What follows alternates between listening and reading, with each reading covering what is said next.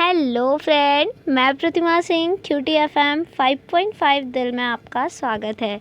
दोपहर के बज चुके हैं 12। मैं आ गई हूँ बहुत ही प्यारी, बहुत ही खूबसूरत सी मोटिवेशनल स्टोरी लेकर के। तो आज की स्टोरी का टाइटल है नीम के पत्ते। तो आइए स्टार्ट करते हैं। एक बार की बात है, जमुरा नामक गांव से थोड़ी दूर पर एक महात्मा जी की कुटिया थी।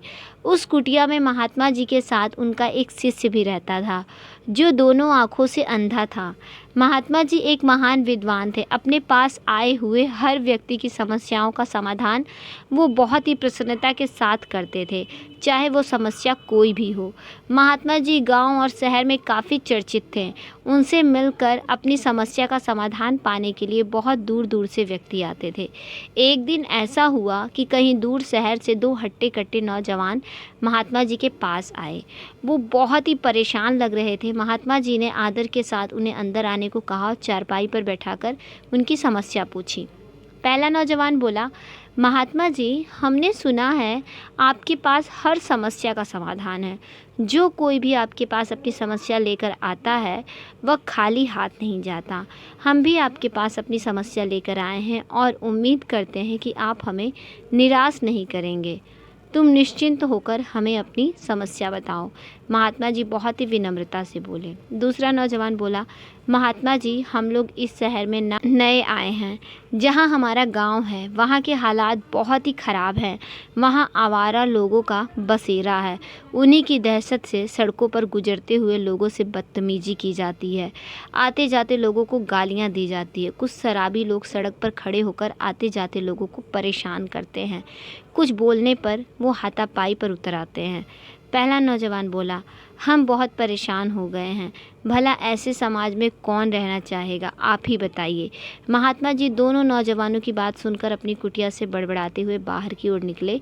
दोनों नौजवान भी कुटिया से बाहर आए और देखा महात्मा जी शांत खड़े होकर सामने वाली सड़क को देख रहे थे। अगले ही पल महात्मा जी मुड़े और दोनों जवानों से बोले, बेटा, मेरा एक काम करोगे? सड़क की ओर इशारा करते हुए कहा। ये सड़क जहाँ से मुड़ती है वहीं सामने एक नीम का पेड़ है। वहाँ से मेरे लिए कुछ पत्तियाँ तोड़ लाओ। दोनों नौजवान ने जैसे ही कदम बढ़ाया तो तुरंत महात्मा जी ने रोकते हुए कहा, ठहरो बेटा, जाने से पहले तुम्हें बता दूं, रास्ते में कोई आवारा कुत्ते मिलेंगे जो बहुत ही खूंखार हैं। तुम्हारी जान भी जा सकती है। क्या तुम पत्ते ला पाओगे? दोनों नौजवानों ने एक दूसरे को देखा। उनके चेहरे पर एक डर था, परंतु वो जाने के लिए तैयार थे। वह सड़क की तरफ जैसे ही बढ़े, उन्होंने देखा रास्ते के दोनों तरफ कई आवारा कुत्ते बैठे हुए हैं। उन दोनों नौजवानों ने आवारा कुत्तों को पार करने की बहुत कोशिश की, परंतु उन्हें पार कर पाना आसान नहीं था। जैसे ही वह कुत्तों के करीब जाते, कुत्ते भौंकते हुए उन्हें काटने की कोशिश करते। काफ़ी कोशिश करने के बाद वापस आ गया और महात्मा जी से बोले, हमें माफ़ कर दीजिए, यह रास्ता बहुत ही खतरनाक है। रास्ते में बहुत ही खतरनाक कुत्ते हैं, हम यह काम नहीं कर पाएंगे।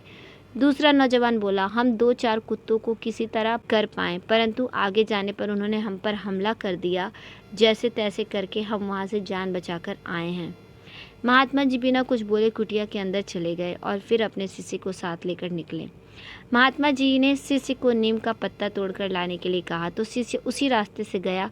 काफ़ी देर बाद जब वह वापस आया तो उसके हाथ में नीम के पत्ते से भरे। यह देखकर दोनों नौजवान बहुत चक्के रह गए। महात्मा जी बोले, बेटा, यह मेरा शिष्य है। हालांकि यह देख नहीं सकता है, परंतु इसे कौन सी चीज़ कहाँ है इस बात का पूरा ज्ञान है।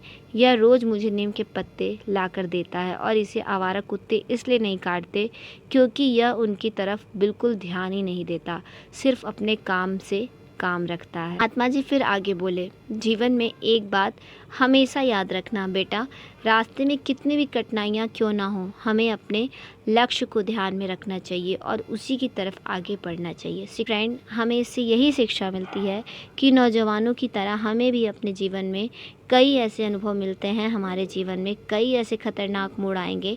हमें उनसे डरना नहीं चाहिए, बल्कि उनका डटकर सामना करना चाहिए और अपने लक्ष्य की ओर बढ़ना चाहिए। तो बिल्कुल सही बात है। आप सब ना अपनी लाइफ में अपने सपनों की तरफ आगे बढ़ते रहिए बिना किसी डर के। कोई भी परेशानी आए, कोई भी खतरा आए, उसका हंस के सामना कीजिए और उसे मिनटों में दूर कीजिए। ठीक है, तो आज की स्टोरी सिर्फ इतनी ही थी। कल फिर लेकर के आएंगे बहुत ही प्यारी, बहुत ही खूबसूरत सी स्टोरी। तब तक के लिए take care and bye bye.